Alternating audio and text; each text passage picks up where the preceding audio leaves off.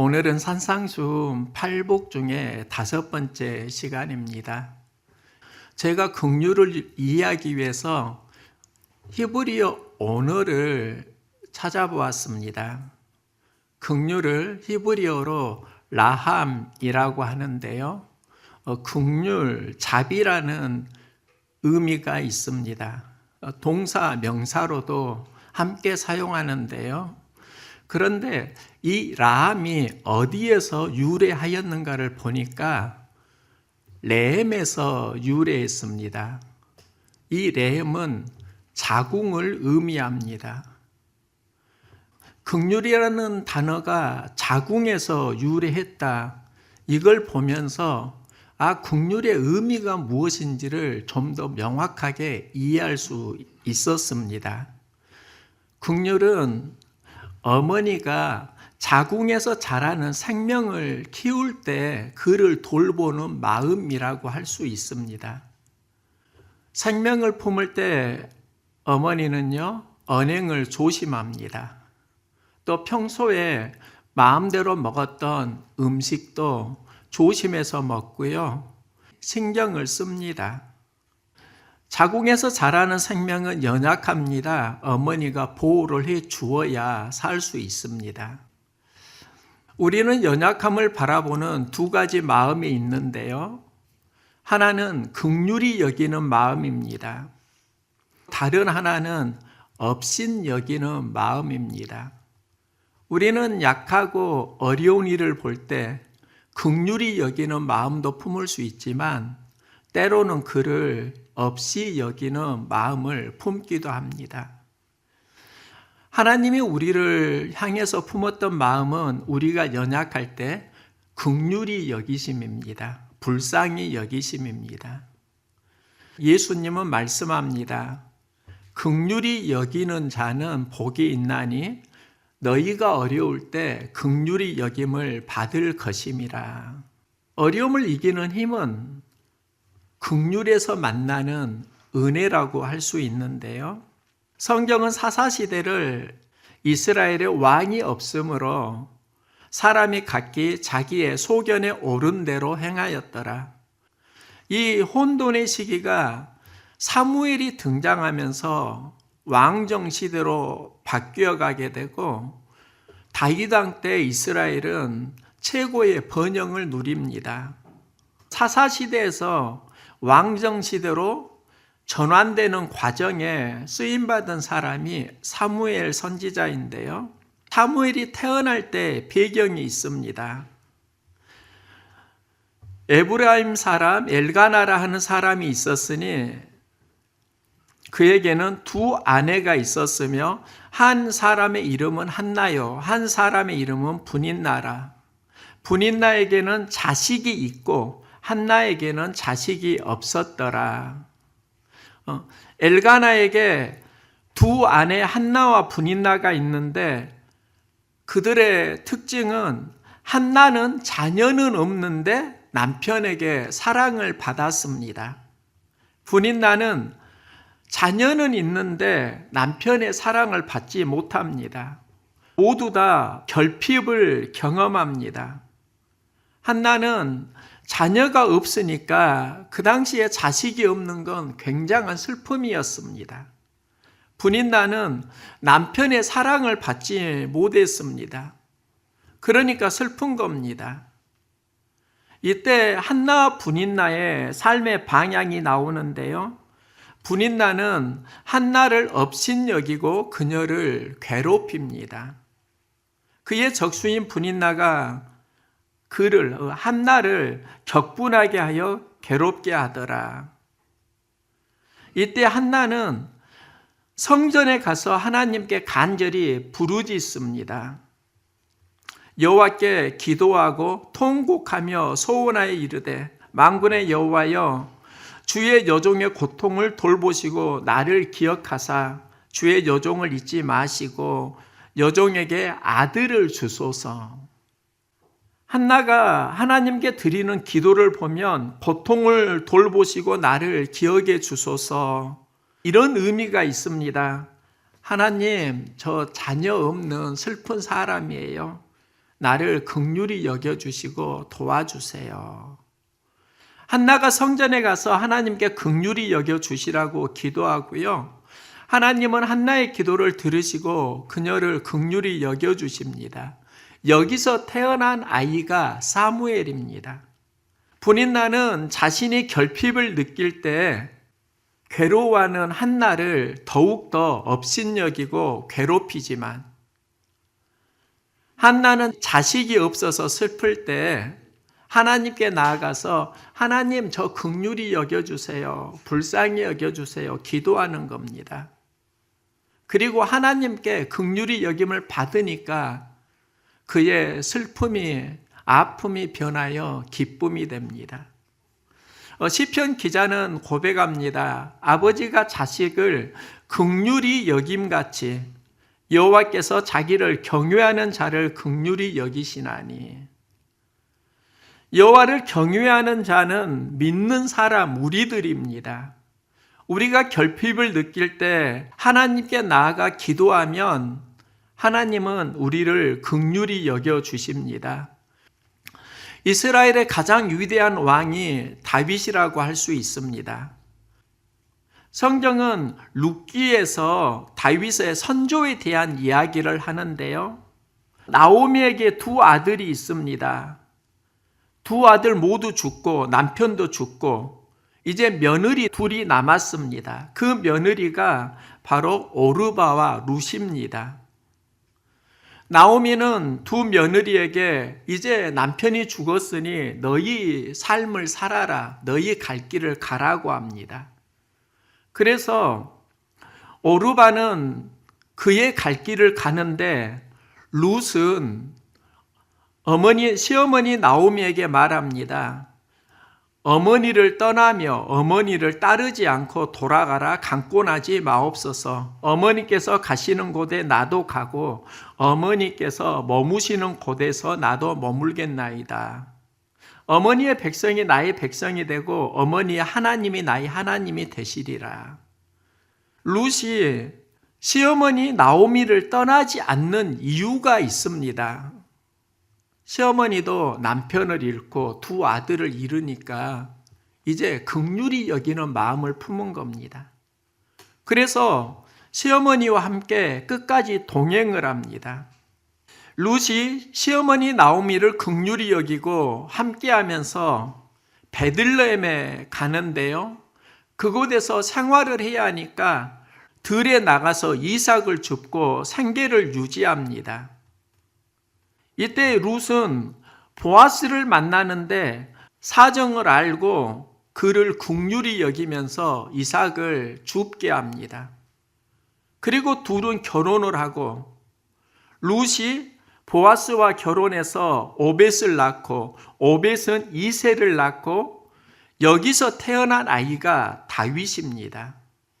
룻은 모압 여인으로 이방인입니다. 그녀가 시어머니 나오미를 긍휼히 여기고 따르면서 다윗은 그녀의 증손자가 됩니다. 룻은 이방인이지만 긍휼히 여김을 보아스에게 받게 되고 그 전에 그는 시어머니 나오미를 긍휼히 여기고 긍휼과 긍휼이 만나면서 다윗이 태어난다는 겁니다. 우리가 살아가면서 성장하려고 하면 품어야 되는 영성이 있는데 그 마음이 긍휼이라고 할 수 있습니다. 부자와 나사로 이야기를 이렇게도 이해할 수 있습니다. 부자는 잘 살았지만 그의 마음속에 거지 나사로를 향한 긍휼의 마음이 없었습니다. 하나님은 그를 긍휼히 여기지 않으십니다. 그래서 그의 영혼은 음부에서 고난을 당합니다. 거지 나사로는 힘들었지만 하나님의 긍휼히 여기심을 받고 은혜를 입습니다. 예수님은 제자들에게 말씀합니다. 누구든지 제자의 이름으로 작은 자 중 하나에게 냉수 한 그릇이라도 주는 자는 진실로 너희에게 이르노니 그 사람이 결단코 상을 잃지 아니하리라. 그러면 작은 자는 누구인가? 연약한 사람을 말합니다. 그에게 냉수를 준다는 것은 긍휼히 여길 때 행할 수 있는 마음입니다. 연약한 자를 업신여기지 않고 긍휼히 여기면서 그의 필요를 채워준다고 하면 그것은 작은 자를 대하는 것 같지만 바로 나를 섬기는 것이다. 그리고 나를 섬기는 그를 나도 긍휼히 여기고 섬겨주리라, 상을 주리라. 이 말씀을 하고 있는 겁니다. 우리가 살면서 큰 자를 만날 때는 존중하는 게 어렵지 않습니다. 그런데 작은 자를 존중하기는 인간의 본성이 쉽지 않습니다. 그때 우리가 품어야 되는 마음이 무엇인가? 작은 자를 긍휼히 여기는 마음입니다. 긍휼히 여길 때 새로운 영성으로 거듭남을 경험할 수 있습니다. 제가 목사로 살면서 수많은 설교를 했습니다. 수천 편의 설교를 했습니다. 그런데 그 많은 설교 중에 가장 기억에 남는 아주 특별한 설교가 있습니다. 제가 군에 가서 이등병 때 했던 설교입니다. 1990년도에 군에 가고 그때 나의 기도 제목은 군종이었습니다.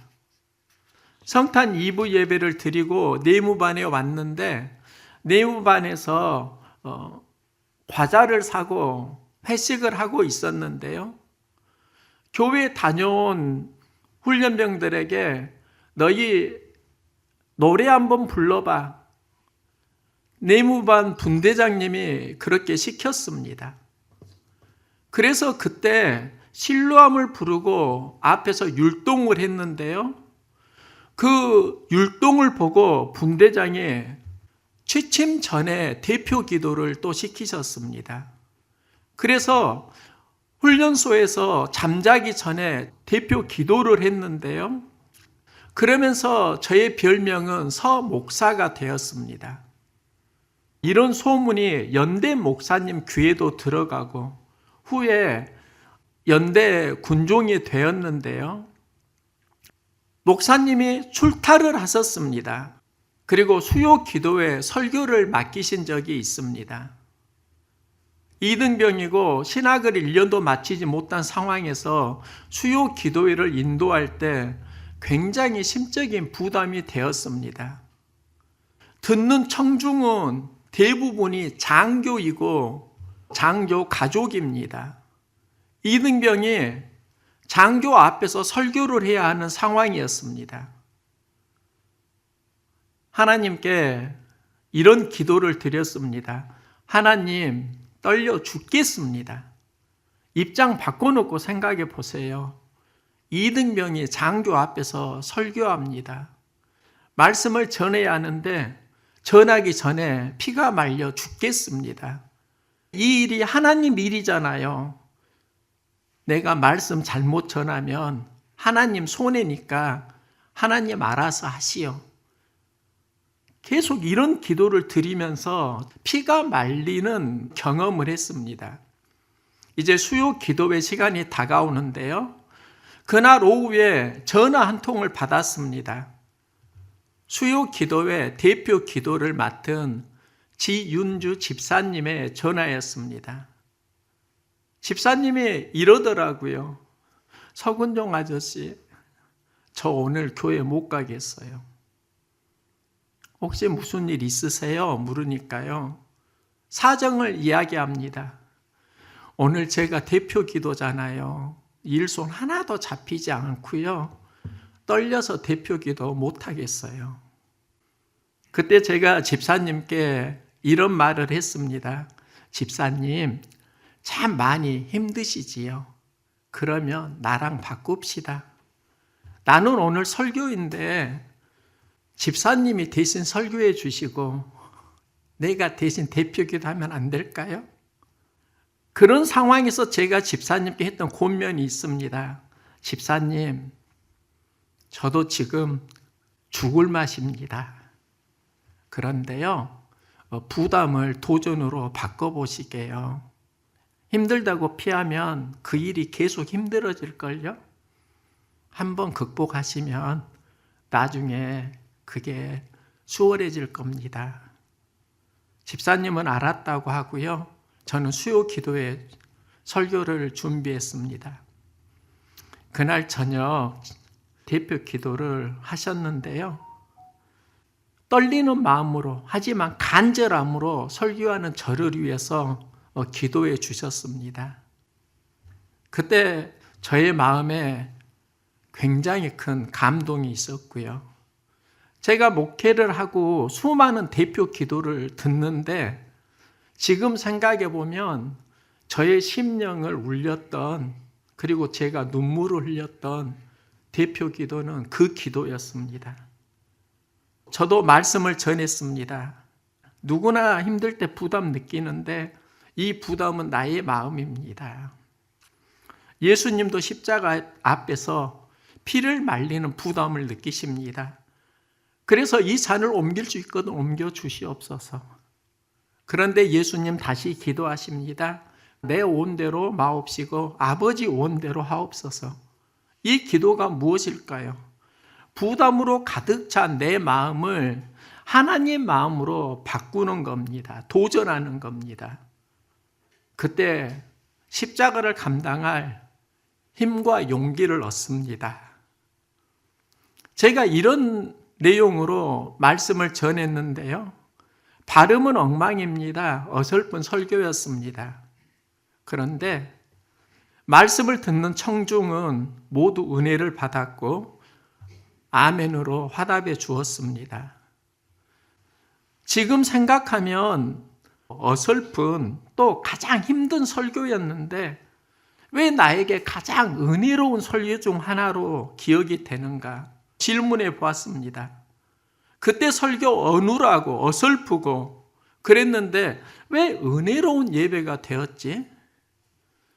그리고 기윤주 집사님의 대표 기도는 왜 눈물이 날 정도로 나에게 감동이 되었지? 이 질문을 하면서 깨달은 게 있습니다. 그게 바로 긍휼이더라고요. 어느 누구도 이등병이 설교한다고 업신여기지 않았고 떨리고 부담을 가지고 하니까 그를 긍휼히 여겨주는 겁니다. 그러니까 모두 다 메시지에서 은혜를 받았습니다. 대표 기도하는 집사님에게 그 마음을 아니까 저도 긍휼히 여기는 마음이 있었고 은혜를 받을 수 있었습니다. 좋은 설교가 있었던 게 아니라 그 예배 시간에 긍휼히 여기는 마음밭들이 있으니까 은혜가 되었다는 겁니다. 우리는 보통 목사님이 설교를 잘해야 은혜를 받는다. 이게 일반적인 생각입니다. 흘린 말 아닙니다. 그런데 그 말이 꼭 맞는 말이라고 하기도 어렵습니다. 좋은 말씀이지만 전하는 대상을 존중하지 않고 업신여긴다고 하면 은혜는 반감될 것입니다. 그래서 우리가 이 시대를 살아갈 때 은혜 중심의 삶을 살려고 하면 두 마음이 필요합니다. 하나는 존중감입니다. 말씀을 전하는 종을 하나님의 종으로 존중해주고 하나님 메시지로 받으려고 하는 그 존중감이 있을 때 우리는 은혜를 받습니다. 하지만 항상 존중감이 오는 건 아닐 것입니다. 허물도 보일 것입니다. 그때는 약하고 작은 자로 그래도 하나님 사역을 감당하려고 예수는 수고를 보면서 긍휼히 여기는 마음을 품으면 여기서 또 은혜를 받습니다. 우리가 존중감과 긍휼히 여기는 마음, 그 마음은 하나님께서 우리에게 상을 주시는 복된 통로가 됩니다. 저도 대표 기도를 처음 했을 때가 생각나는데요. 우리 마을에 복음이 들어오고 교회가 세워지기 전에 할머니 혼자 사시는 시골 집에서 예배를 드렸습니다. 그때 수요 기도회를 보면 10명이 안 되는 숫자였습니다. 한 7명 정도 모였던 것 같습니다. 나는 예수를 막 영접하고 신앙생활을 시작하던 고등학생이었습니다. 예배를 드리는데 전도사님이 갑자기 이런 말씀을 하십니다. 오늘 예배를 위해서 서은주 형제가 기도를 인도하겠습니다. 그 말을 듣는 순간 가슴이 벌렁벌렁합니다. 나 기도 못해요. 이 말도 안 했고, 알았어요. 이 말도 안 했습니다. 대표 기도는 해야 하는 시간이 되었습니다.